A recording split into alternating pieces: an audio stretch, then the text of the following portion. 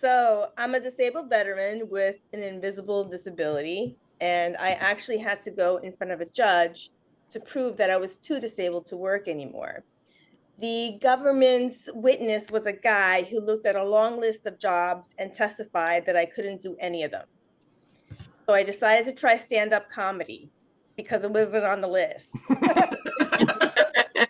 Who knows? Maybe I can't do this job either. It's only natural that I joined the military because my mother was a nurse. She used to work in the ICU unit in a hospital in downtown Newark, New Jersey in the 80s and 90s.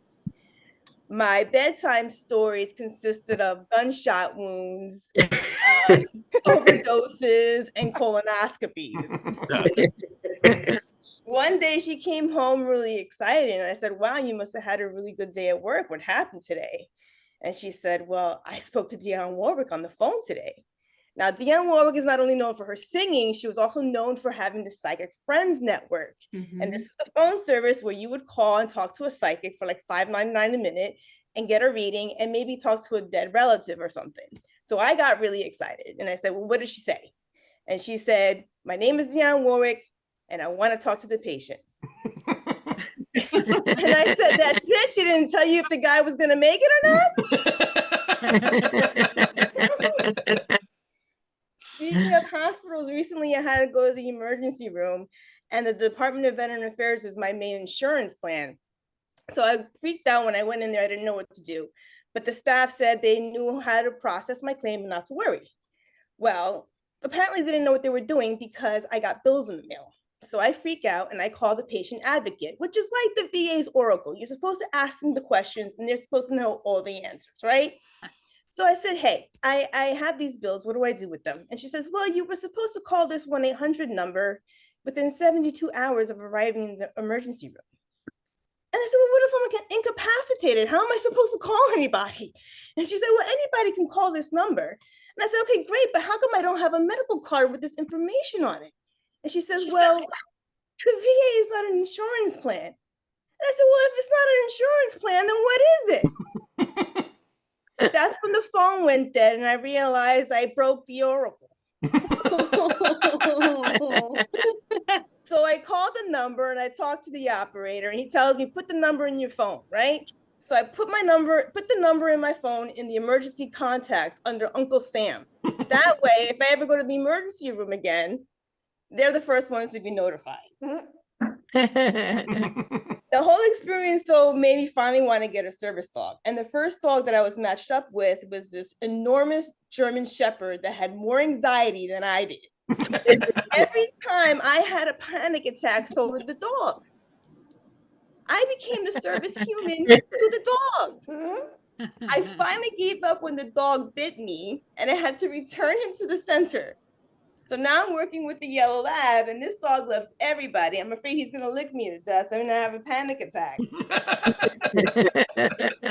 My daughter is really excited about the dog, but I'm worried about how it's going to affect my morning routine because getting my daughter up ready for school is like a military operation.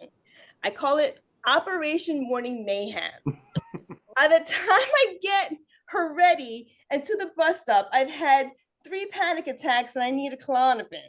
You know, the hardest thing about getting her ready is getting her up in the morning.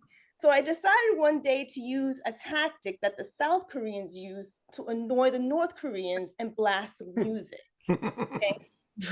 I figured the best song to wake up to was, of course, Reveille, right? So I blast the music and the kid's laying there on the bed like a slug. And I leaned over to her and I said, I can listen to the song on repeat. And if you don't get up and you miss the bus, I'm gonna make you walk to school. By the time the song restarted to play again, she jumped out of that bed so fast you would have thought it was on fire. Now, whenever I have a hard time getting her up out of bed, I just tell her I'm gonna play the song, and she jumps right out. You know, the whole experience also made me reevaluate my spirituality and look at different religions and spiritual practices to find something that really aligned with what I believed in. So I chose witchcraft. One day I was reading my tarot cards, and my father, who's really Catholic and likes to defend the critics of the faith, looks at me and says, you know, your great grandmother used to do readings when I was a kid. And I said, you mean to tell me I come from a long line of witches and you raised me Catholic? And he said, you know, why don't you contact her?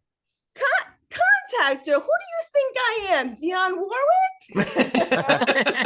Thank you guys. Have a good night.